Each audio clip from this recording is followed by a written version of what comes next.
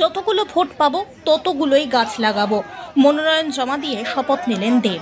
যারা তৃণমূল দলকে ভালোবাসেন এবং ভোট দেবেন তারা অবশ্যই পরিবেশের প্রয়োজনে একটি করে গাছ লাগান। মনোনয়নপত্র পেশ করার আগে রক্তদান শিবিরে রক্তদানও করেন তৃতীয়বারের তৃণমূল কংগ্রেসের প্রার্থী দীপক অধিকারী ওরফে সুপারস্টার দেব। ২রা মে ঘাটাল লোকসভা কেন্দ্রের তৃণমূল কংগ্রেস প্রার্থীদের রক্তদান করে মনোনয়নপত্র জমা দেন। ঘাটালের খরার এলাকার স্বয়ংবর লজে গ্রীষ্মকালীন রক্ত সংকটের কথা মাথায় রেখে একটি রক্তদান শিবিরের আয়োজন করা হয়।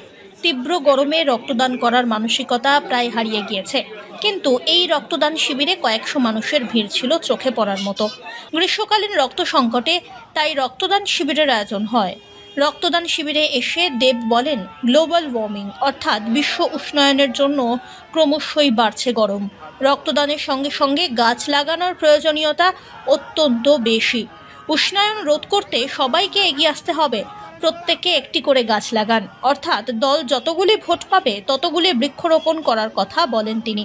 তবে শুধু নিজের দলের নয়, বিজেপির জন্য এই একই বার্তা দিয়েছেন। এই গরমে ব্লাড ব্যাংকের অবস্থা খুব খারাপ, কারণ সেখানে ব্লাড কমে গেছে এবং যাদের প্রত্যেক দিন রক্ত লাগে, প্রত্যেকদিন ব্লাড লাগে, অন্যান্য তাদের কাছে ব্লাডটা ঠিকঠাক পৌঁছচ্ছে। আমি এটাই বার্তা দিতে চাইতে তাদের জন্য আসলে মন্দির মসজিদ আমরা যেতে পারি, কিন্তু যেটা প্রথম সেবা হচ্ছে সেটা মানব সেবা। তোমাদের মাধ্যমে এটাই বলতে চাই কি, রক্ত ঝরাবেন না, রক্ত দান করুন, জীবন দান। রক্তদান মানে জীবন। আজকে দিনে কেন? আজকের দিনটা স্পেশাল ডে আমার জন্য, এবং আমার মনে হয় কি আজকের দিনটা আমি র্যালি করবো, নমিনেশন করবো, সারাদিন লোক নর্মাল ডেতে কেউ দেখবেন, এবং আজকের দিনে যেই বার্তাগুলো আমি দেবো সেগুলো হয়তো মানুষের কাছে পৌঁছবে।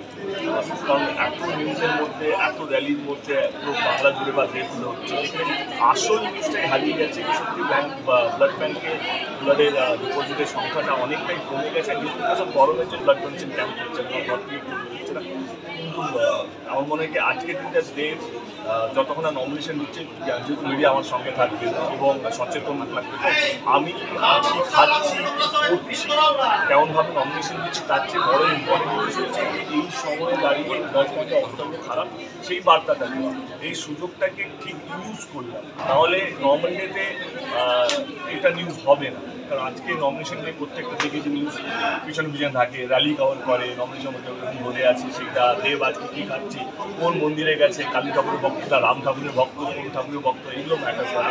কিন্তু আমার মনে হয় জনপ্রতিনিধির কোনো ধর্ম হওয়া উচিত না, সেটা ধর্ম একটাই ধর্ম হওয়া উচিত, এটা হচ্ছে মানব যখন মানুষকে বাঁচিয়ে রাখা। এবং সত্যি এটা ক্রাইসিস, এটা কোনো লিমিট না, এটা তুমি যেটা বললে কোনো একটা চমক দেওয়ার জন্য না। আমাদের প্রথম কাজটাই হচ্ছে মানুষকে বাঁচিয়ে রাখা। আর একটা তোমাদের সামনে অ্যানাউন্স করতে চাই যে যেহেতু গরম বাড়ছে, যেহেতু যেভাবে গরম বাড়ছে, ইতিহাসে 70-80 বছর এরকম গরম পড়েনি এপ্রিল মাসে, আমরা সবাই জানি। তো আমরা উদ্যোগ নিয়েছি যে আমি ঘাটাল লোকসভা কেন্দ্রে যতগুলো ভোট পড়বে দেবের নামে ততগুলো গাছ লাগাবো আমরা ঘাটাল লোকসভা কেন্দ্রে। মানে যদি আমার 8 লক্ষ ভোট পড়ে তো আমি যদি আমার 8 লক্ষ ভোট পড়ে, 9 লক্ষ ভোট পড়ে তো আমরা 9 লক্ষ গাছ লাগাবো ঘাটাল লোকসভা কেন্দ্রে।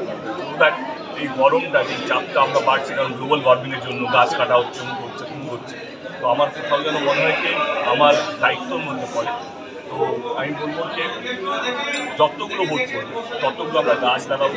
আমি এটা বলছি না যত মার্জিনে দিত ততগুলো গাছ, না, প্রত্যেকটা ভোট ঘাটালে প্রত্যেকটা মানুষ তাদের ভোটের মাধ্যমে একটা গাছ লাগাতে পারে।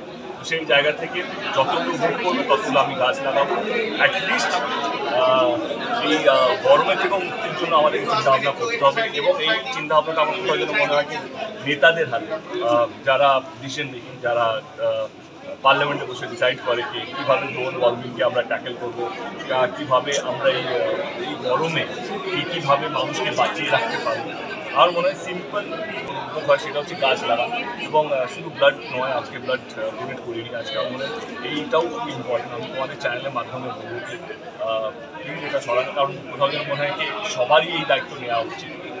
আমি তৃণমূল কংগ্রেসকে বলবো কি আমরা যদি যতগুলো ভোট পাই তৃণমূল কংগ্রেস সেটা বলতে আমরা অতগুলো গাছ লাগাবো। আমি বিজেপিকেও বলবো ন্যাশনালকে, তারা যদি যতগুলো ভোট পায় তারা যেহেতু ন্যাশনাল পার্টি অতগুলো গাছ লাগাবে।